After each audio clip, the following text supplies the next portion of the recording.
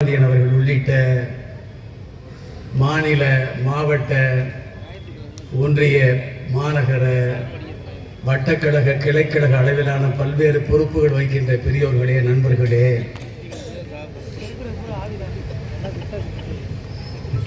அந்தி வந்தால் நிலவு வரும், இந்தி வந்தால் பிளவு வரும் என்று 8 திசையும் முழங்க திராவிட பேரியக்கத்தினுடைய கொள்கையை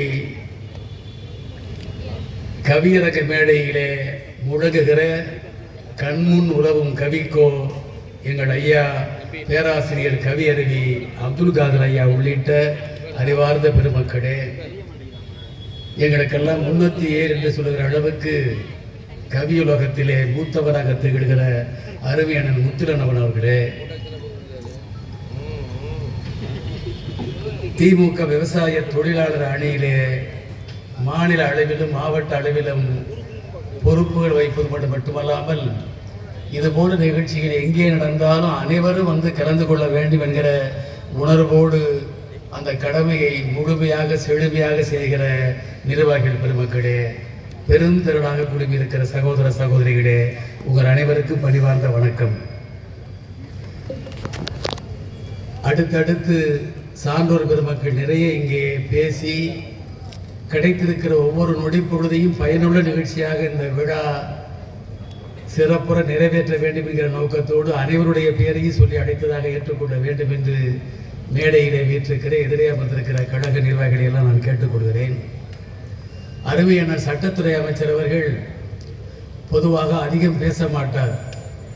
அவர் ஆற்றல் மிகுந்த செயலாளர் என்பதும் மிகச்சிறந்த நிதானமும் பொறுப்புணர்ச்சி மிக்க நிர்வாகி என்பதும் அனைவரும் அறிந்தது. நம்முடைய ஒப்பற்ற முதலமைச்சருடைய இதயத்திலும் நம்முடைய இளம் தலைவர் யாருங்க அது அமைதியாரு, நீ தான் கூட்டத்தை கூட கெடுக்கிறது ஒவ்வொரு நிகழ்ச்சியிலையும். ஆனால் நீ நல்ல கட்சிக்காரன், அமைதியாக இருக்கணும். ஏன் நாங்கள் அன்பா சொல்றதை அப்படியே கேட்டுக்கிட்டு அமைதியாக இருக்கணும், கோவம் முட்டக்கூடாது. எங்களை நல்ல கட்சிக்காரன், ஆனால் கூட்டத்தை கெடுத்துருவாரு. அமைதியாக இருங்க. அவருக்கு டிரான்ஸ்பர் கேட்டார், வாங்கி கொடுங்க. அவருக்கு வாங்கி கொடுத்தா ரைட், அமைதியா இருங்க. நீங்க எப்போதுமே அருமையான சந்திரசேகர் அவர்கள் எந்த நிகழ்ச்சி நடத்தினாலும் மிக சிறப்பாக நடத்துவார். அவரை கொள்கை அடையாளம் என்று நான் சொன்னதற்கு காரணம், திராவிட முன்னேற்ற கழகத்தில் தலைவர் கலைஞர் அவர்களுடைய அன்பை அதிகமாக பெற்ற புதுக்கோட்டை மாவட்டத்தைச் சேர்ந்தவர்களில் அவர் ஒருவர். நேரடியாக நாங்கள் பார்த்தவர்கள். என்னுடைய அருமை நண்பர் என்று நம்முடைய முதலமைச்சர் ஒரு 10 பேரைத்தான் தமிழ்நாட்டை சொல்லுவார்.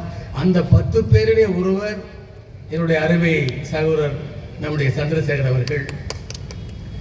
அவர் நடத்துகிற இந்த நிகழ்ச்சியில் நம்முடைய சட்டத்துறை அமைச்சர் உரையாற்றுகிற போது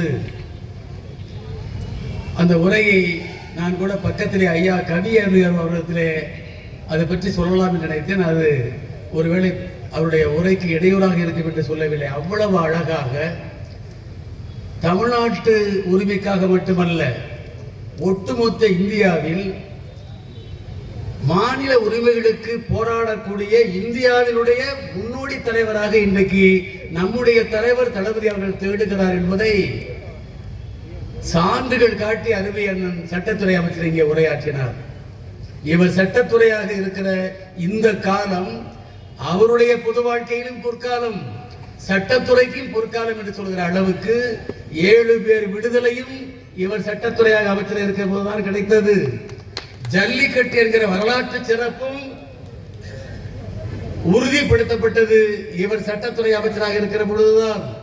இன்றைக்கு இந்தியா அல்ல, இந்தியாவை உலகமே திரும்பி பார்க்கிற அளவுக்கு தமிழ்நாட்டு சட்டமன்றத்தில் நிறைவேற்றப்பட்ட 10 மசோதாக்கள் ஏற்றுக்கொள்ளப்பட வேண்டும் என்று உச்ச நீதிமன்றத்தால் அறிவிக்கப்பட்ட வரலாற்று சிறப்பு மிக்க திருப்பு முனை அத்தியாயம் உருவாகியதும் நம்முடைய சட்டத்துறை அமைச்சர் அவர்கள் அந்த பொறுப்பில் இருக்கிற இந்த காலம் என்று நாம் எல்லாம் கூடுதலாக மகிழ்ச்சி அடைகிற வாய்ப்பு இருப்பதால் அதை நான் பெருமிதத்தோடும் பெருமையோடும் இங்கே தெரிவித்துக் கொள்கின்றேன்.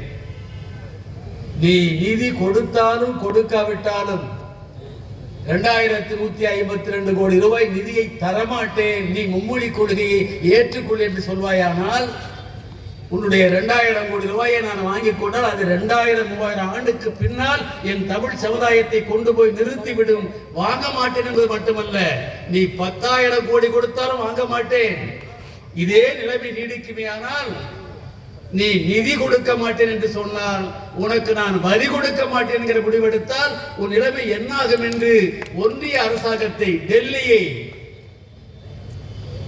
ஜனநாயக ரீதியிலே எச்சரிக்கை விடுத்த இந்தியாவின் ஒரே முதலமைச்சர் கலைஞருடைய பிள்ளை மாண்புமிகு முத்துவேல் கருணாநிதி ஸ்டாலின் என்பதைத்தான் இங்கே அண்ணன் சட்டத்துறை அமைச்சர் உரையாற்றுகிற போது அழுத்த திருத்தமாக ஆதாரங்களோடு எடுத்து சொன்னார். நான் ஒன்றை சொல்ல விரும்புகின்றேன். நடந்து முடிந்த நிதிநிலை அறிக்கையில் ஒன்றிய அரசு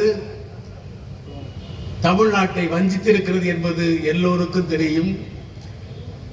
வரி அதிகம் செலுத்தாத மாநிலங்களுக்கெல்லாம் நிதியை அள்ளி அள்ளி கொடுத்த ஒன்றிய அரசு அந்த கட்சிக்கு ஓட்டு போடவில்லை என்கிற ஒரே காரணத்திற்காக, ஓட்டு எந்த காலத்திலும் தமிழ்நாடு போடாது என்கிற ஒரே காரணத்திற்காக தமிழ்நாடு என்கிற பெயர் கூட அந்த நிதிநிலை அறிக்கையிலே இடம்பெறவில்லை என்று சொல்லுகிற அளவுக்கு ஒரு அரசியல் ரவுடித்தனத்தை, அடாவடித்தனத்தை, தன் ஆணவத்தின் கொழுப்பை உச்சத்திலே எடுத்துக்காட்டி இருக்கிற நிதிநிலை அறிக்கை அது என்பது உலகறிந்த செய்தி. நான் இந்த மேடையில், திமுக விவசாய தொழிலாளர் அணி நடத்துகிற இந்த மேடையில் சட்டத்துறை அமைச்சர் அவர்களையும் மாவட்ட கழக செயலாளரையும் இந்த நூற்றாண்டின் மிகச்சிறந்த அறிவுலக கவிஞர் ஐயா அப்துல் காதர் போர்களை வைத்துக் கொண்டு கேட்கிறேன்.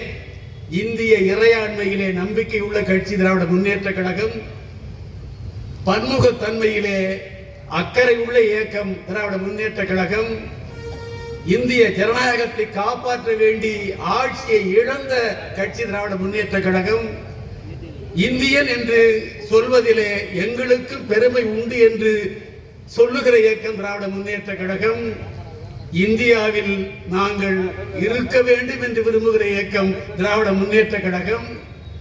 தலைமை அமைச்சர் அவர்களே, உங்களை பார்த்து கேட்கிறேன், நிதிநிலை அறிக்கையில் தான் தமிழ்நாடு இருக்காதா அல்லது இந்தியாவிலேயே தமிழ்நாடு இருக்க வேண்டாம் என்று நீங்கள் ஒரு எண்ணத்தை யாருக்காவது உருவாக்குவீர்களே, ஆனால் பிரிவினைவாத தடை சட்டத்திலே உங்கள் மீது ஏன் வழக்கு தொடரக்கூடாது என்கிற எண்ணம் எங்களை போன்றவர்களுக்கு உருவாகுமா உருவாகாதா என்று இந்த மேடையிலே கேட்பதோடு உங்களுக்கு தெரிவித்துக் கொள்கிறேன்.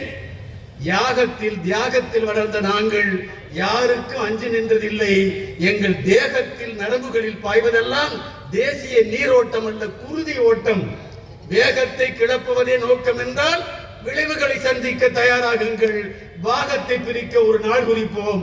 பனி மேடா தமிழ்நாடா, ஒரு கை பார்ப்போம். வணக்கம்.